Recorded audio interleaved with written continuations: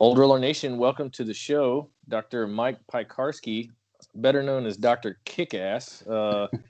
I'm super excited. It's not every day that you get to talk to a dude named Dr. Kickass, doctor of physical therapy and a jiu-jitsu black belt. Mike, I apologize. Can I call you Mike? Yeah, absolutely, of course. Okay, so maybe Dr. Mike, but I'll also Nah, call you Dr. Kickass. Like that's just too cool not to use 100 times. But yeah, thanks so much for joining me on the show. This is yeah, a huge thing. I'm really excited. yeah. I'm excited to be here. So I learned about you just very recently, actually, Okay. from the Facebook grappling injury Yeah, prevention yeah, group, yeah, and so then I started checking out your Instagram, which I have literally just spent like hours and hours going through because the information was so good. And I was like, I got to get this guy on the yeah, show because it was like, uh, first off, just as a practitioner, yeah. three of my training partners are physical therapists. Oh no way. And so I've had a great deal of benefit. I actually had a rib injury that my friend Dr. Ron Popovich helped me work through and Cool. really straightened me out. And so I'm just a huge fan of physical therapists, just Yeah, in general. yeah, But then the amount of information, helpful information that you're putting out, yeah. I just thought this is a guy that is perfect for this show. Yeah. Well, Thanks for. yeah, I appreciate it. So there's a few things that I want to go over. Just for the beginning, let's just do like a quick introduction. Who you are, what got you into grappling, what got you into physical Yeah, therapy, how long you've been doing both, things like that. yeah, Just like the roundabout global stuff. yeah. Sure. So I started jujitsu in college. I'd always wanted to do martial arts. I'd kind of dabbled a little bit with Japanese jujitsu. When I was in high school, I ended up having a knee injury, so my kneecap would sublux or slide out of place. So it happened. I had to kind of take a break for a little bit. I ended up having surgery for the knee. The surgery that they did, something called a lateral release, doesn't the outcomes aren't really that great. Um, so I still had a lot of problems. Fast forward a few years, I get to college, my knee's feeling a little bit better. And like I said, I'd always wanted to do martial arts. And then, so when I'm in school, there was something called Brazilian Jiu Jitsu. I'm like, well, that's got to be similar to Japanese Jiu Jitsu. So then I did my first class of Brazilian Jiu Jitsu, and then I fell in love with that and been doing that ever since. So I've been doing Jiu Jitsu for about 15 years now. Um, so after college, I didn't know what I wanted to do. My coach was doing MMA fights, and then he was like, "Hey, have you ever thought about fighting?" Because I was helping him get ready for fights. Mm-hmm. So I started having a few amateur fights. Eventually, I had a pro fight, and then in my pro debut, I ended up making like $500, and I broke my nose. I was like, I'm like, maybe this isn't the best long-term career path, and I really wasn't even planning on being a fighter as a career. I was Mm-hmm. always planning on opening a jiu-jitsu gym, Yeah, but then like you kind of get swept up because like, fighting's fun. And then I'm like, sure. I'll see how long I can take this. But so around the time, like right after my pro debut, I remember I was in the gym and there was this guy who was training with my coach. My coach went for some kind of judo throws. At this point, I don't remember. The guy ended up hyperextending his knee and he tore his ACL. So I was like, man, like this sucks. This one guy, he like didn't really have that much going for him. He was a rich kid, so he didn't have to work. So all he did was jiu-jitsu. I'm like, I knew he was out for a year. So then I started looking into, at this point again, I'm out of college. I don't really have like a real job. Like I have I like work in an office, like Yeah. doing like administrative stuff, but nothing like exciting. So I'm like, well, what if I look at this physical therapy stuff? So originally I was thinking about being a physical therapy assistant, which was an associate's degree. And Yeah. the idea was that I didn't really want to go to school and spend a whole lot of money after, being out with a bachelor's degree. And then when I looked into it, I was like, well, there is no bridge program. So I'm like, I might as well just jump right ahead. At this point, all entry level physical therapists are doctors of physical therapy. So I'm like, 3 years of school. This is a lot of money.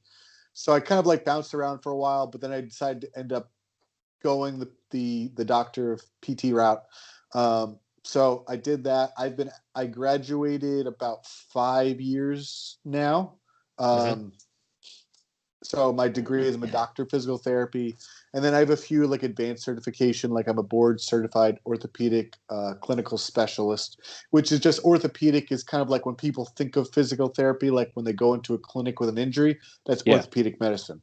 So that's kind of like my focus, and I've been keeping up with jiu-jitsu ever since. Yeah, that's I got an interesting story from a previous guest. He's actually one of my training partners, Dr. Ron Popkovich.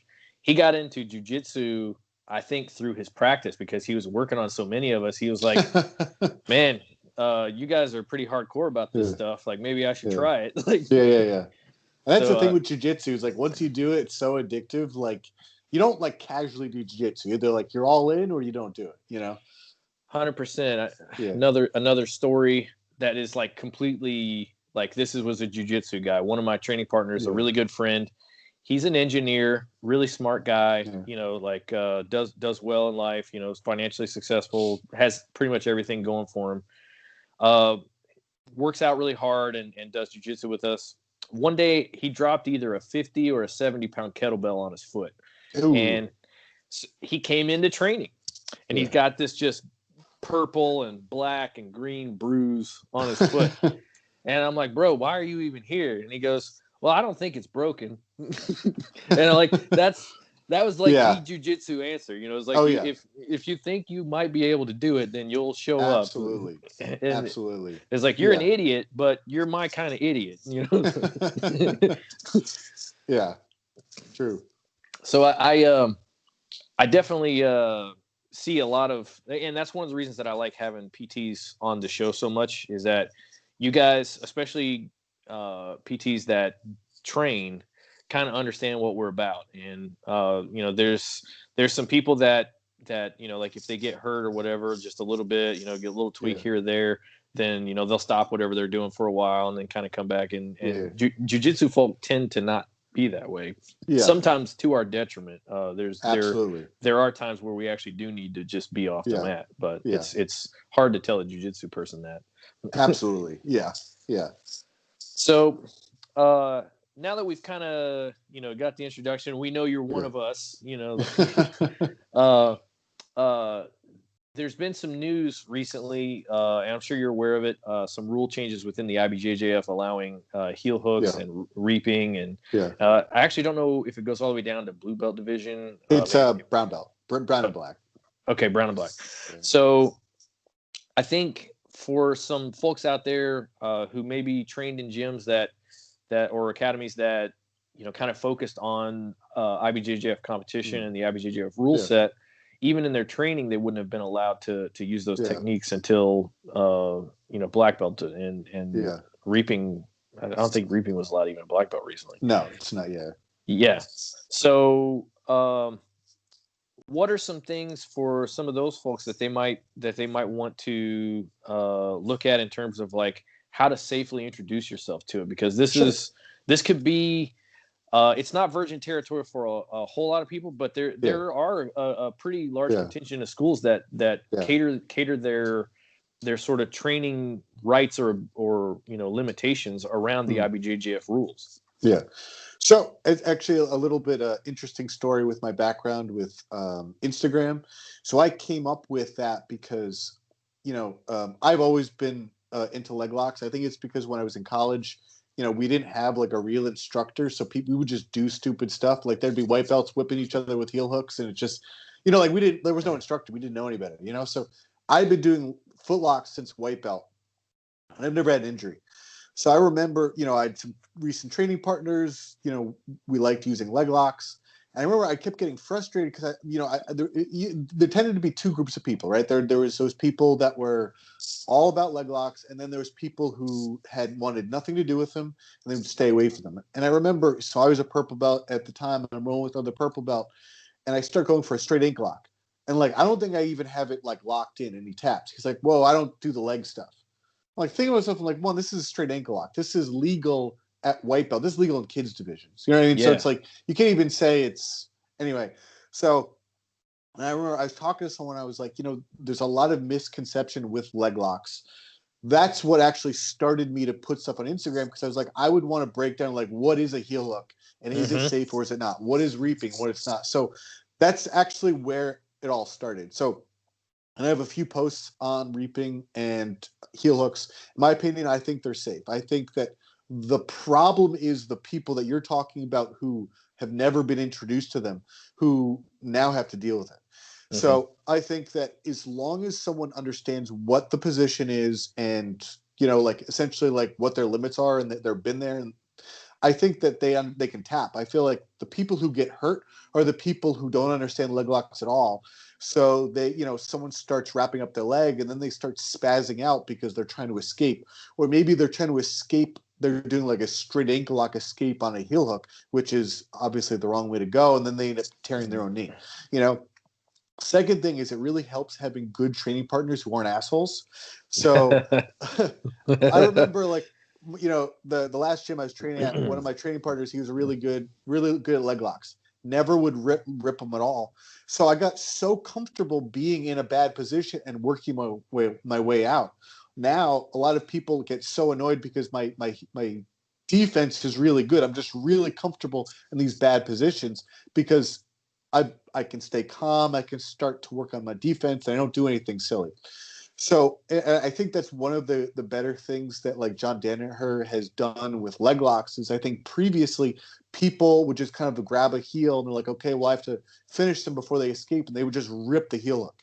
Now with, using leg entanglements, now you don't really have to rush the footlock because you have time they're trapped and I can slowly apply.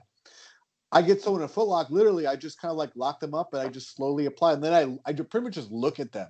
Like, so I have the heel, I look at them and I'm like, say, what do you want to do? And then eventually they're like, okay, they see me not doing anything and just holding them and they'll let it go. Yeah. So I think, like I said, I think it's really important to be exposed to that so that you don't respond in a wrong fashion. And then two, you kind of have a better gauge of like how much your leg can actually handle, right? Because I remember it was actually before I did a Gary Tonin seminar. I had done leg locks, but pre-Danaher, I still was doing them wrong. Like I used to think that if someone touched my heel, my knee was going to explode. So I used to tap super quick. And I remember I was so fearful of actually applying a footlock because I thought that I was going to tear somebody's knee. I remember I'd been in a few tournaments and like I'm trying to put them in a footlock, like a heel hook, and they're just not tapping because I didn't know how to actually apply braking power. So then I go to a Gary Tonin seminar. And then I realized I'm like, oh, my knee actually is like a lot more give. Fast forward, me having my experience as a physical therapist, well, pretty much how a heel hook works is because the knee actually has 2 degrees of freedom. It bends and straightens, but it also has slight rotation. It doesn't rotate a lot, which is why it doesn't take that much to rotate the knee. But it also says, if there is range of motion, the knee's not going to explode right away. So I would say for the people who are looking to get introduced, I think it's good to, start playing with them, tap early, have training partners that don't have egos and think that they have to tap you, and then start working your way out. And then, because the thing with a heel hook too, and this is why I've always been a believer of it, even before the IBGF allowed, is, you go to certain gyms, like I've been to certain gyms where they'll do heel hooks in the gi. Then there's some that just do IBGF style. You never know what's going to happen, but you don't want to be that black belt who's getting tapped by blue belts because you don't know the move. And I've seen that in so many different places where a blue belt will come in and they have the heel hook and that black belt's got to tap. I've seen that time and time again. Like I've tapped to blue belts because they get me in a heel hook. It's just one of those things. If you're caught, you're caught, So I just think you have to just be aware of it. Then we can then take the next step and look at something like a reap. I feel like the danger of the reap is when people fight against it. So if let's say, I have a knee reap and I start to push, and again, what those people are doing is they push their knee back. Well, when they push their knee back, that's what's loading up those ligaments, which can then lead to injury. Personally, what I would do is I kind of like go with it, where if someone applies, I let them kind of collapse, but I can use that to kind of take their hook out, And also, if you think about it from like a technique standpoint, that there's reaping on the ground and then there's reaping against a standing opponent. Reaping against a standing opponent, in my opinion, is actually not as effective as doing like a standard like single X. Like I think single X, if you watch the way Marcelo does it, where the foot is on the hip, you have way more ability to disrupt their base than with the reap. I feel so like I don't even think it's going to change that much because if you want sweep, I'm going to do a straight single X as opposed to a reap. I'm only going to do a reap if, let's say, I'm like using it to set up my footlock so I don't lose the position. Does that make sense? Yeah, Yeah. absolutely. Yeah. And also just like what you were saying with the single leg X, typically that twist sweep or kind of like butt dump sweep turns the knee outward. It's very hard to backstep to save yourself from that. Versus the reap turns the knee inward, and you can keep your balance through that while giving way. Yeah, absolutely. And I actually I totally believe in the reap as a safe maneuver, and I have been injured by a reap, but it was my fault.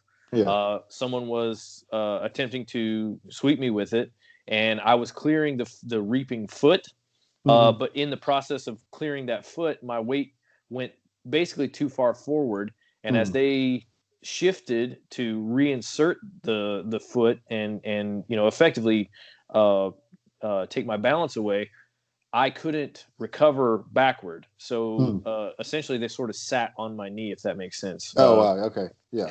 Kind of sat into my LCL, and it caused my LCL to sprain. It wasn't a tremendous injury. I've been fine. But I learned a great lesson from it. And that was that if I just let this happen and counter it, as opposed to just trying to like bully my way through it, my knees have always been very robust. And so I kind of over trusted what they were willing to take, and I put myself in a position. It was somebody who was better than me, and I was like, I'm gonna get this guy. Like I'm about to clear this and pass. And he had a really tough guard, so it was like that was a big deal for me. So, like I said, I learned a great lesson that day, and that was that, hey, if somebody has this, I have to acknowledge and accept that. If I'm trying to, let's just say I have like these freaking, bridge cable ligaments, right? And I'm just like, hey, you can reap and twist on my knee, it won't hurt it.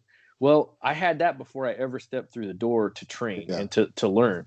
So I'm actually not training anything. I'm just testing my own ligament strength. There's no improvement. Whereas if I acknowledge the position and work my way out of it in a technical way, there's a chance for a technical improvement. And my ligaments are still going to have that, cable steel strength to them that I, which I don't have that. I have seen people have it, but that's an attribute, and it's awesome. But if you're in training, and you're slapping and bumping to train, then you actually aren't going to improve that attribute at all by using it. Like the improvement is to say, okay, maybe I need to give way and then work through this. I agree with that. In the same way that, like if you're super strong, like we tell people not to use strength. Well, it's like you were strong when you walked through the door. So, to learn the skill of jiu-jitsu, we want to accentuate and become, kind of force multipliers for the strength that you have. But in order to do that, you have to play weaker than you are so that you get more technical, and then you can reapply that strength when the time comes. Yeah, that's actually a really good point. And I think a lot of people forget that because, when you think of competition, it's about win, win, win. Doesn't really matter how, But I think that, like, if you're not going to be like a professional grappler, if you're just a recreational grappler, it's more about understanding and like mastering the art, which is kind of like where I am now, which is like how can I be better at jiu-jitsu, even if I'm not necessarily being a professional grappler. And I think that it's a lie to say attributes don't matter, because obviously they do. But you don't want your game to be reliant on it, because then if, like, let's say, as we get older, like your attributes change. You maybe lose mobility, maybe you get weaker, maybe you get slower. If you're reliant on all those attributes, now your jiu-jitsu is going to be worse. I remember I had a training partner. I think he was like 40. He was a personal trainer, so he was strong. I remember he goes to me and he goes, man, he's like, I think my jiu-jitsu is getting worse. I'm like, dude, because you're so reliant on your attributes. Like, at some point, like, age hits us all. Like, the goal should be like, you ever watch like um, like I think Ryan Hall was talking about this. He's like, jujitsu done well looks like it's water bending around one another, right? And like that's kind of like when I think of like, is someone ready for a black belt? Like it's like, can you kind of like control and submit someone with using very little energy, right? Mm-hmm. Like when you see that person who's like they're trying as hard as they can, and that black belt's essentially they're flowing, but their technique is so good that their flow is better than the guy trying as hard as they can. Like that, in my mind, is a black belt. Not necessarily like, like when you look at competition where you see, some of these, freak athletes that are super strong and fast, like obviously that's cool. I'm not going to say it doesn't matter, but I mean, I think our goal should be not to use those things, knowing that if you need them, they're there. Yeah, I Yeah. I couldn't agree with you more. And to me, that just comes down to uh, treating jujitsu as a skill set Mm. versus a means of being effective. Like either that's self Mm. defense effective or in a sporting context, whatever. Mm-hmm. If let's just say I want to be a really badass world class competitor, or I want to be an MMA fighter, and I'm using jujitsu for Mm-hmm. for fighting. Uh, when I'm in the training room, I'm there to build the skill.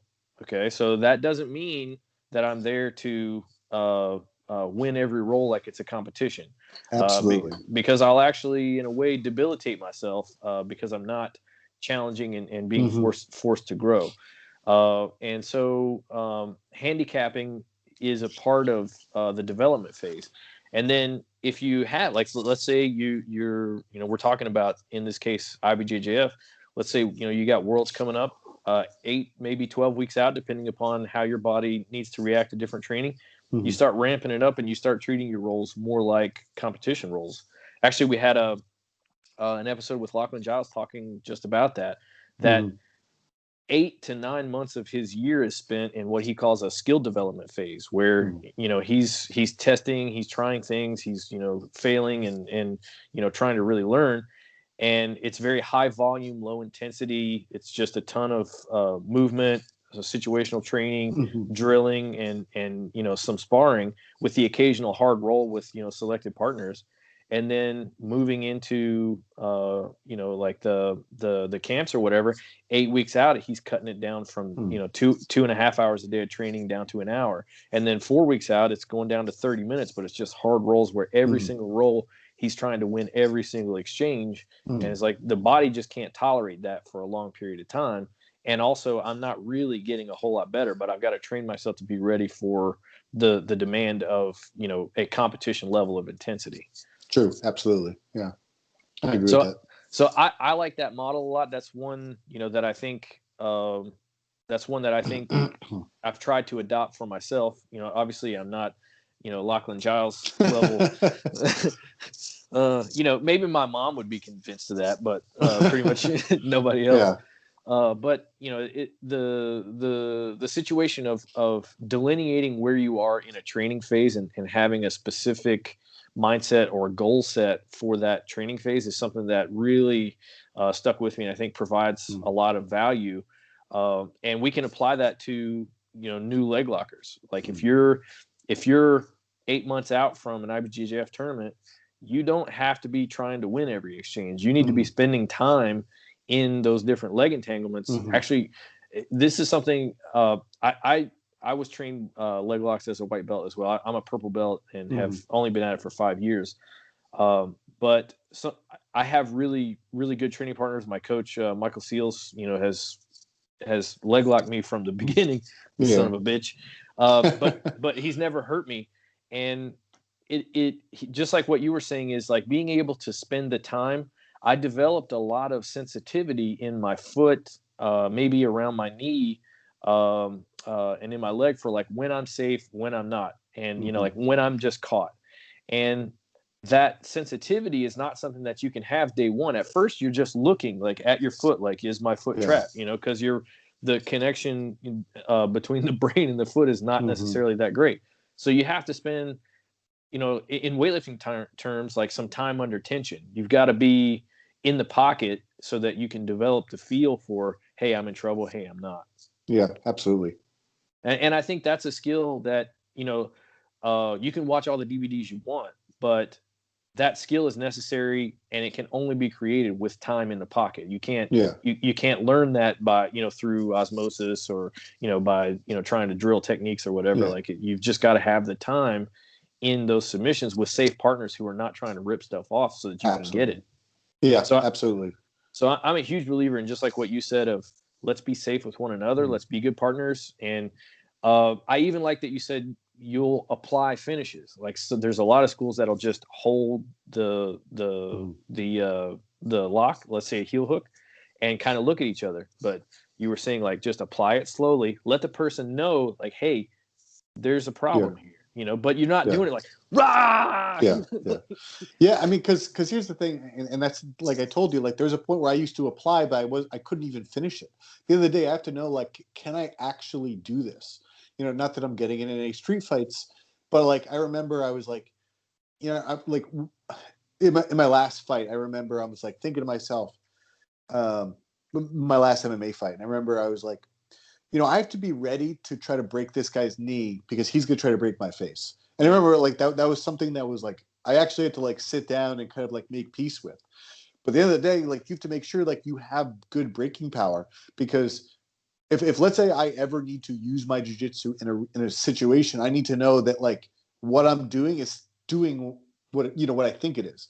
Like, I mean, that's, you see those, like, kind of like those McDojos, which is like those, like, guys that do, like, the ki blast, they drop it, like, no, like, I have to know, like, if I get someone here, like, I could break their knee.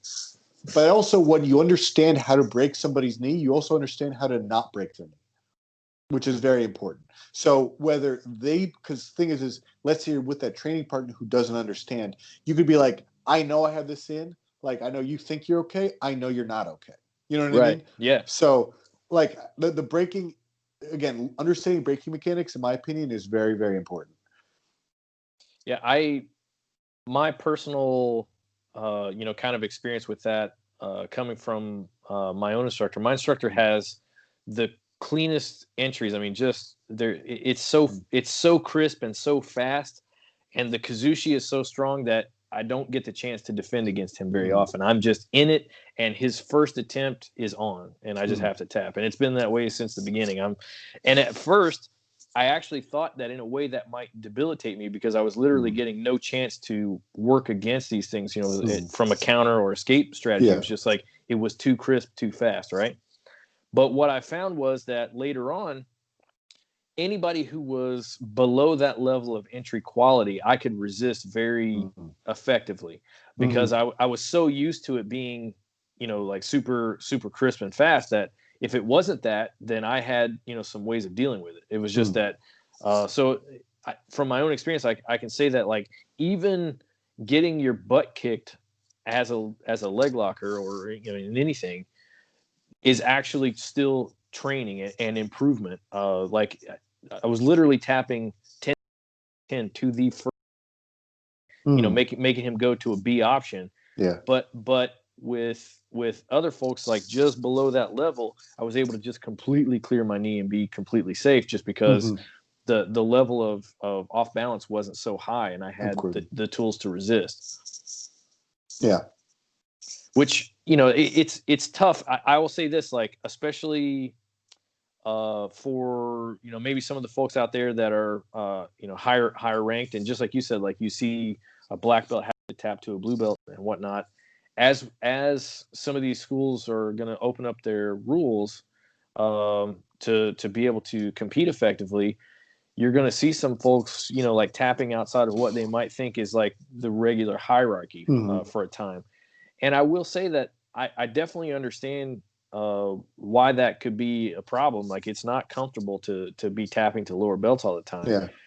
But that doesn't last forever. That will go away pretty quick if you just embrace it and say, I'm gonna spend this time, kind of in the volcano here, but I'm gonna treat it like, like a crucible, and I'm gonna come out hard. Like, I'm just gonna be a lot harder. Yeah. So I think there can be, like, maybe a hit on, some ego a little bit, but you can, if you're just willing to accept that for a brief time period, that'll go away.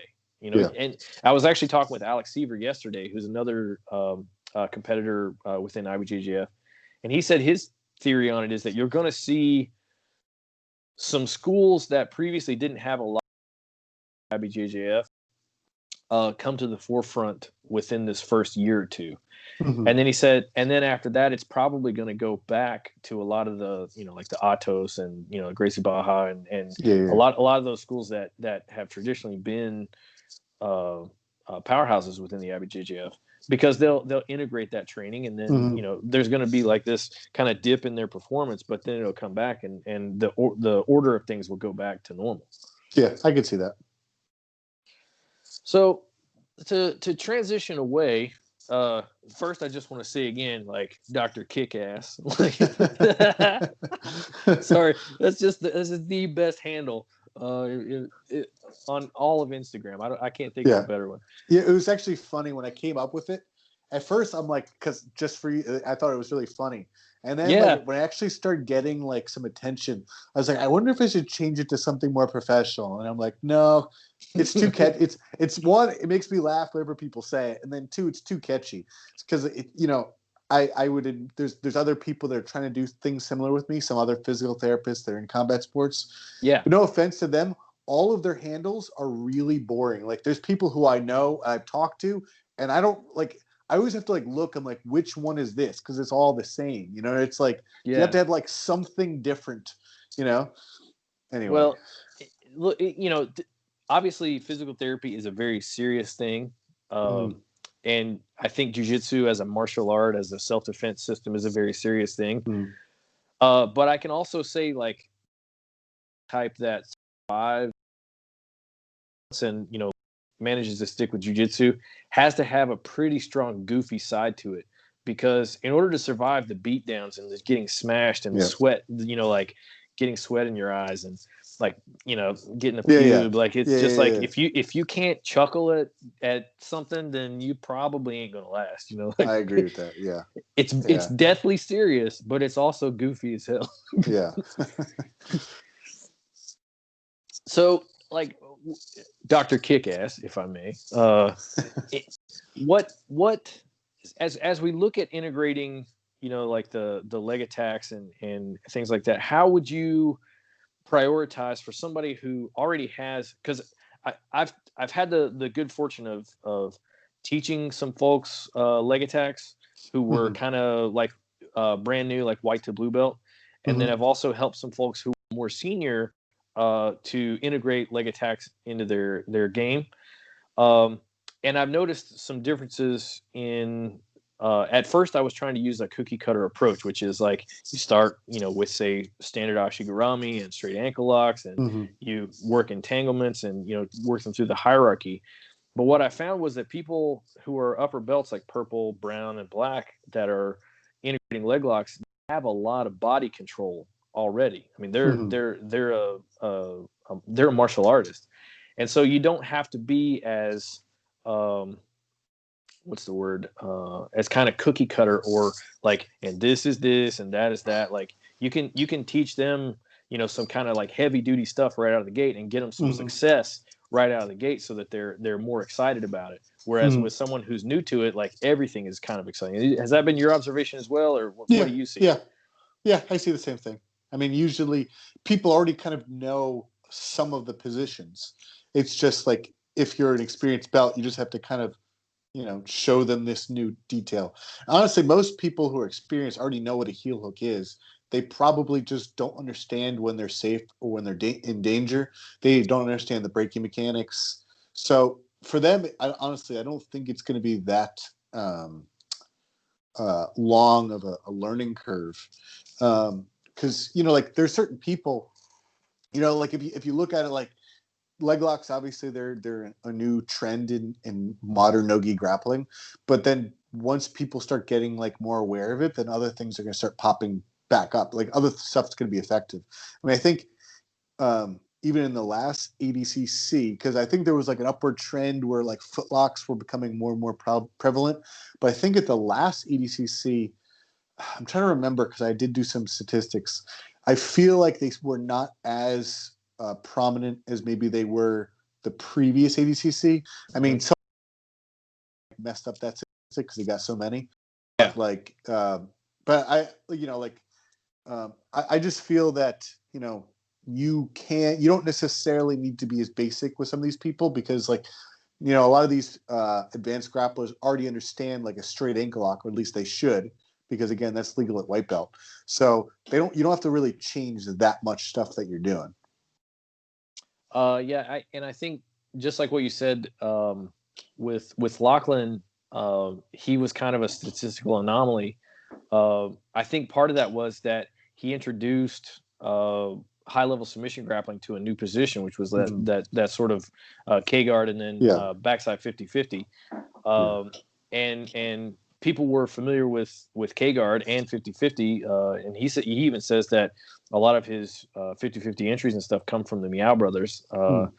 But his use of the position as a leg locking position was novel, and people just didn't have the experience dealing with it. Like I think that probably will not be the case at the next ADCC. Like Lachlan is brilliant, and he'll find another wrinkle for sure. But he kind of found a wrinkle in the game there that was like even experienced leg lockers were inexperienced in the position that he was taking them to. Yeah, true. Which I think is awesome. Like there's I mean, we're always trying to find, like in racing, they say you're trying to find an unfair advantage, and that was very clearly an unfair advantage. Like he just that's in a lot of ways the whole point of jiu-jitsu is like when you bring someone to your game, you're trying to bring them to a place that they're less experienced than you are. Absolutely. I think Ryan Hall talked about this. Like I remember like there was some world-class black belt that he beat maybe when he was a purple belt. And he was like, this guy has like way better jiu-jitsu except for the 50-50. He's like, when it comes to the 50-50, that's my thing. And this guy has no experience with. So it's like, even though he admitted that whatever black belt world champ that he had beaten when he was a purple belt was better than him, he was able to submit the guy. And it was just because he brought him where he was comfortable and the other guy wasn't. Mm-hmm.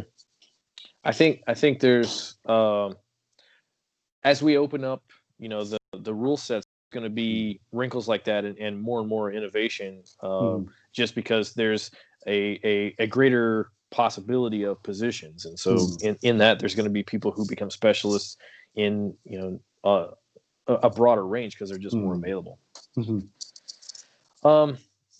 As we continue forward, what sort of things, like we're talking a little bit about the leg lock trend within submission grappling. What sort of things do you think is like the next thing to be, kind of looking out for, the next place where we're going to find an unfair advantage or a new level of effectiveness that hasn't been presented yet? I'm going to probably go with the stand-up grappling or the wrestling, because I feel like, again, when I was in the last ADCC, I felt like there was more wrestling than maybe in previous ones. So I feel like, and if you look at, as people get better at dealing with legs, because it really, like, again, if you're a no-gi grappler, there's, you're a bottom player or you're a top player. If you're a top player, you get the takedown. If you're a bottom player, usually you can use these leg locks to kind of get an advanced position. So I feel like now there's going to be a point where, people are more aware of leg locks and it's going to be hard to apply. Obviously, based on rule set like EDCC, like that's more of a submission wrestling tournament anyway. So like they encourage it. I definitely think that the wrestling is definitely going to start getting a lot better. Or when I say stand-up grappling, because in the gi, obviously there's judo, but I really argue that still more jiu-jitsu guys will use their wrestling, even if it's in a gi, than judo, because judo, the learning curve is just much steeper. When I feel like judo is easier, wrestling is easier to apply early on. I just feel like good, solid judo is like just harder to see at these high level. Like there are a few people that can do it, but for the most part, you're seeing wrestling takedowns. Yeah, I think just like we were kind of talking about the sensitivity within footlocks, the sensitivity to kazushi that is required for high level judo is such that, just like you said, it's the learning curve. It takes time. It just takes a lot of time. And with wrestling, you can execute a double leg in a couple of months. Like it might not be the most beautiful double leg, but you can hit it on good people pretty quickly. Yeah. So I guess with that, like, as we see those kinds of things change in the competitive arena, we should see them, changing and becoming more emphasized in academies. What are some things that, from an injury or injury prevention perspective, that let's say a youth impaired grappler like myself might want to do to maybe not necessarily injury proof, but reduce the likelihood of injury from more integrating that takedown based game? So there's two things. So there's how can we kind of like make ourselves injury proof. So those are two separate questions. So Sure. the takedown, what I would recommend is like what happens in most places is generally most matches, most type of training starts on the knees, maybe like right before tournament, like, okay, we're going to get ready for a tournament. Like then we'd start up on the feet. And then obviously in tournaments, you start on the feet. I just feel that what they should probably doing is they should be spending more time drilling takedowns just because you have to get more confident. I feel like by the time like people get ready for tournaments, they're just not proficient in takedowns. They just don't train them enough. So, but I don't feel like they're drilling it enough either. So I feel that then they just go from, starting on the feet and then they're trying to go like 100%, which I feel like that's where the injuries happen. I would say because most injuries, in my opinion, are going to happen in those scrambles and those takedowns. But I also feel they happen in takedowns with people who are ignorant of the position, right? So like they don't realize when they're in the bad spot, like someone shoots for something and they're stubborn, and then maybe that's where the knee injury happens. So I think that drilling takedowns is going to be more beneficial. I think people continuing to use break falls as a warm-up is really important. Again, I'm a black belt. I get lazy with warm-ups, I'll be honest, even if I'm a physical therapist. But I think that break falls, literally, like you could go through the rest of your life and never actually need to use your jiu-jitsu. Like you're going to be falling. Like that's actually one of the most useful skills you can do. So practice your break falls, drill your takedowns. There's certain takedowns that are less risky. So like, like there's certain takedowns are just going to be high percentage in jiu-jitsu anyway. Like you don't necessarily need amplitude throws. Like if you look at like the way like Royce Gracie applied like his early takedowns, like they were just like simple trips. Like the takedowns like weren't impressive looking, but the point was I just want to get them to the ground any way possible. Yeah. So I would focus on those. Singles, doubles are good. Trips, I mean, those are all pretty standard takedowns that are easy to apply. I think the risk is not that high. So I would start with those, and then work with people who understand. Like, make sure that you're with like kind of like an advanced stand-up grappler when you going early on, so you can make those mistakes, and it's not like two white belts going together who don't understand takedowns. Like I always get terrified when I see two white belts wrestle. It just that's just terrifying to watch because they don't know what they're doing and they're just going like 100%. So that's something I would say. Definitely people should prioritize actually doing more stuff on their feet, and then maybe doing days where like there's like a takedown day or a wrestling class where like that's what people do. I think another thing that would help is what happens in a lot of cases. There's a jiu-jitsu guy that learns some kind of takedown and then they teach it, but they're not really themselves good at the takedown. Like I'm lucky because like I've trained with a lot of like high-level wrestlers.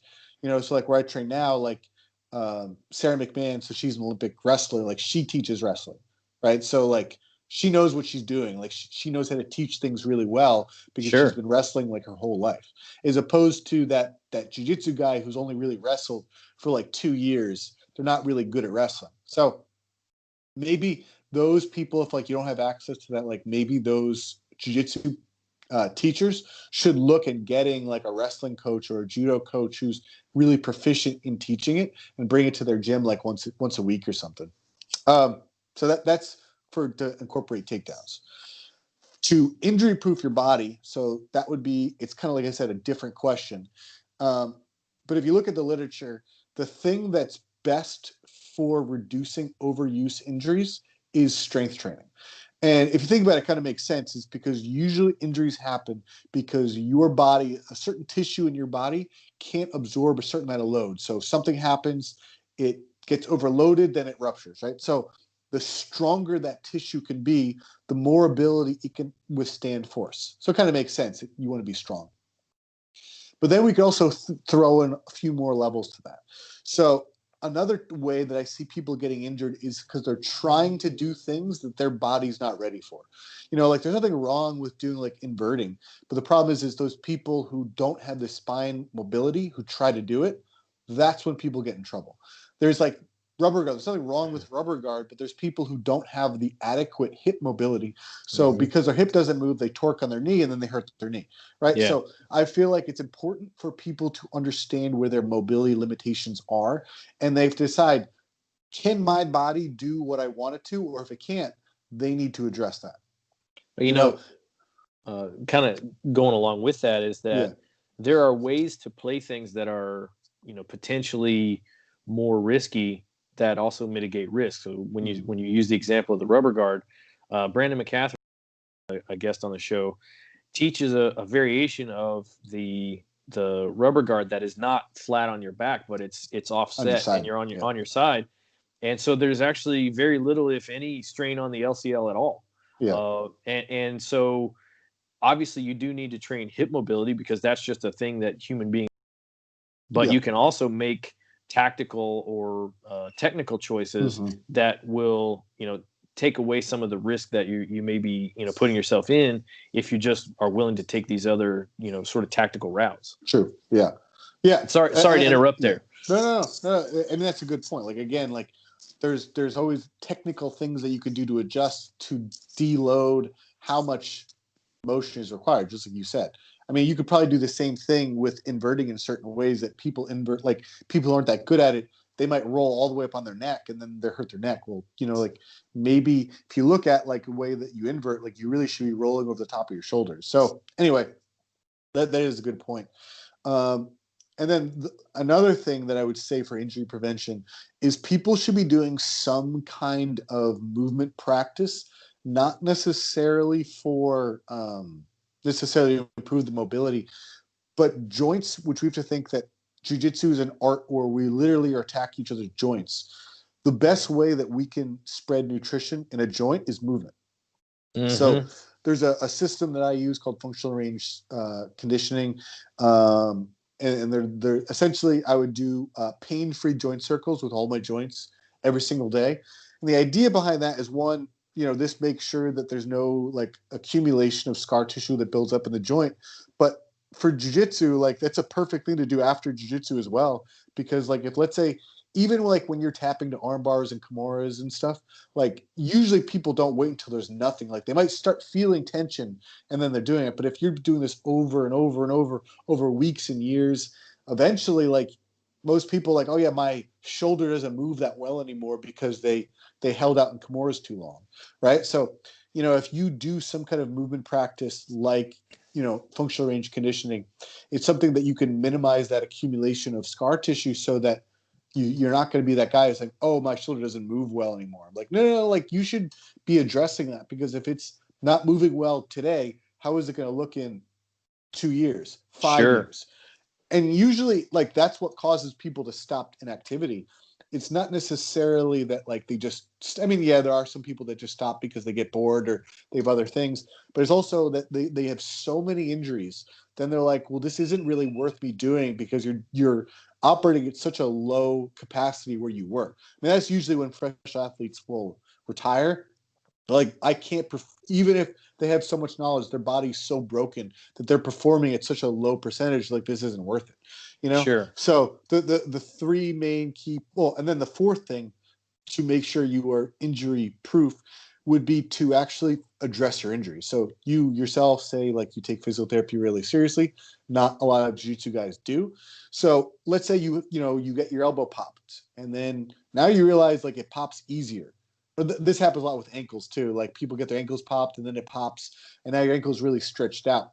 Well, now that ankle isn't really that sturdy because you just kept letting it getting damaged over. Like those people should go see a physical therapist. It doesn't necessarily mean that they need to see like a PT for like, like twice a week or 3 times a week for like 4 months. Maybe you just need like 2 visits to be like, what should I be doing to maintain it? Let's do a follow-up. And then that's it. But they should definitely get their injuries looked at.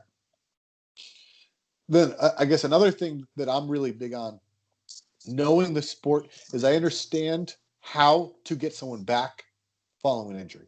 So usually what people do, maybe they get their ankle popped in a footlock, and then they're like, oh, so I waited 2 weeks and then went back to training, and there's like no like preparation. Be like, well, maybe they should be able to do this first, right? So, I mean, one of the things that I'll do is I look at both at like from a joint perspective and then a skill perspective. Be like, let's say that person they've an injured ankle, so now they can't stand on their foot without hurting. Well, that's a problem if let's say you're doing like a standing guard pass, right? So like first thing I'm like, can you stand on one leg? Good. Can you do like a lunge, which is again very similar to like maybe a knee slice? Okay.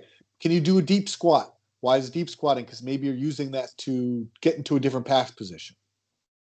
Stuff like that. So you can kind of like look at it from that perspective. And then from a technical standpoint, be like, okay, well, maybe you can't be doing these standing passes because your ankle isn't ready. What can you be doing instead? Maybe you could be doing like a positional bottom half guard. So it's a way that you're still able to train, but you're not putting your ankle at risk for re-injury. That makes sense? So yeah, I went through something very similar with that LCL injury. I just because I felt a little bit of instability in the knee for some time. I took about a month off, and then when I came back, I just played bottom half guard because I had good like flexion and extension in the knee. It was just like kind of lateral movement of it made it worrisome. So I was able to protect it in half guard. And actually, in that time period where I was stuck playing half guard, which I never liked, I became a half guard player, unfortunately. Yeah. So I kind of became good there. So now it's like that's kind of my go-to guard, which I'm not proud of. But it's like, yeah, I think actually I forget if it was De La Riva. I think it was De La Riva who actually he developed the guard because he had a knee injury. It was either I think it's Gordo. Gordo for half guard. Yeah, exactly. Okay. Yeah. So the idea was he had a knee injury, so he's like, well, I can't do this. I can do this instead. Yeah. He couldn't close his guard because it was just too much stress on his knee. But wrapping it around the one leg was plenty. Yeah. And that's another element of this that has been just a repetitive refrain throughout the show is that whatever limitations you are given, as we age, there's going to be some, just like you said, there might be some loss of strength, some loss of speed, some loss of mobility. You can find a game that will work within that framework. It may take some work. It may take some time, but there is an effective jiu-jitsu within almost any limitation. I mean, I keep referencing Brian Freeman. He had some like partial paralysis of his legs. So it was like guard play is not that effective because it's like I can't really keep my guard, because people are just like going around my legs.